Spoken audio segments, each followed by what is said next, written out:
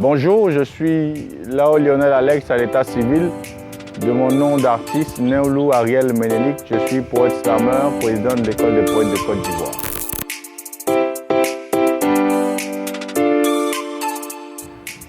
Vous savez, un peu comme la plupart d'entre nous, on a commencé à aller à l'église avec les parents, donc on était un peu obligé de les suivre les dimanches.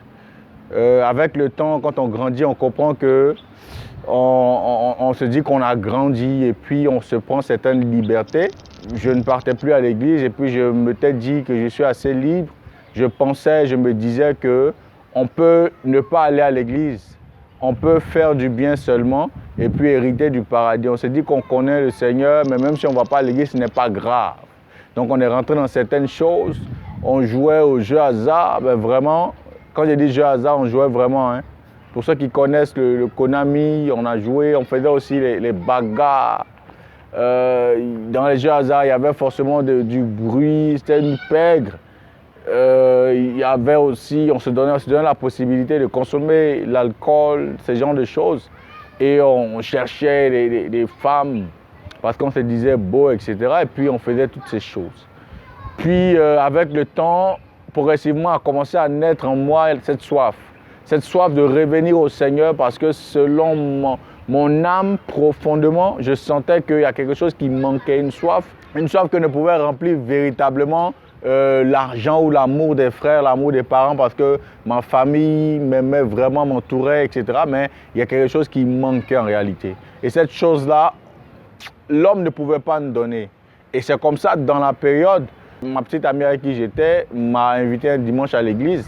Et quand je suis parti, c'est là que tout est parti. Je ne suis plus quitté. Je me suis réellement engagé au fur et à mesure. J'ai été encadré par de belles personnes, par le prophète, mon père spirituel, mais aussi par le pasteur de l'église. Et toutes ces personnes-là, avec elles, on a formé une très très belle communauté qui m'a permis de m'intégrer, de m'enraciner dans la foi du Seigneur. Ce que je veux dire, ce n'est pas forcément l'argent. Même si on a l'argent, c'est vrai qu'en la période, on n'était pas riche, on n'était pas assez riche, mais ce n'était pas véritablement l'argent qui manquait ou les biens matériels, mais c'était une véritable soif intérieure à remplir.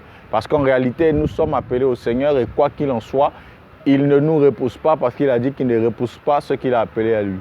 Voilà, donc en réalité, c'était cela, une soif véritable qui m'a poussé au Seigneur et depuis, je me sens transformé, je me sens changé. Cette soif a été remplie, mais en plus, j'ai eu un bonus, un surplus. J'hérite du royaume des cieux, j'ai la vie éternelle, mais il y a une chose qui est beaucoup plus palpable. C'est pour moi l'espérance. L'espérance qui me donne de ne pas avoir peur, de ne pas douter, de savoir que soit ça va aller parce qu'il y a le Seigneur qui peut tout faire. Je sais que quelle que soit la situation, il y a quelqu'un au-dessus de tout qui guide toutes choses, qui va me sortir des difficultés même les plus extrêmes.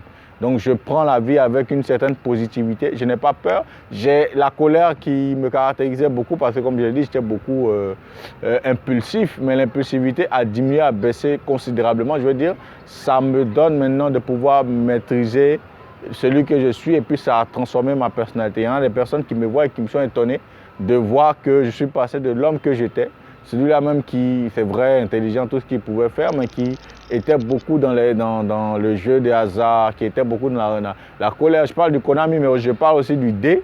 Heureusement, je n'ai pas joué au poker, mais je dis toutes ces choses nous donnent de gaspiller, on va dire, la chance. Or, on peut canaliser ça et puis être de très très belles personnes parce que le Seigneur m'a transformé en réalité, a fait de moi une bien meilleure personne que j'étais auparavant.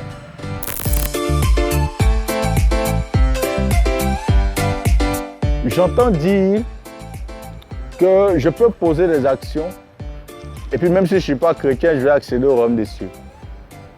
Et je ne comprends pas en fait.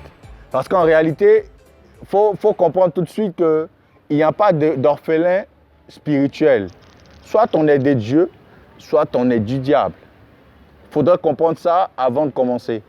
On connaît Dieu, Dieu nous connaît, mais est-ce qu'il nous reconnaît comme son fils?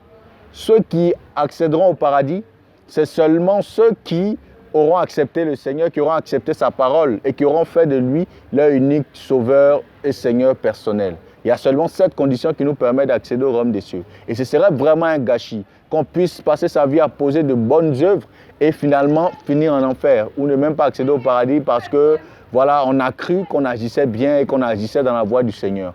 Il suffit d'ajouter l'Esprit de Dieu, il suffit d'ajouter la parole à ces bonnes actions pour te voir récompensé et hériter du royaume des cieux, simplement.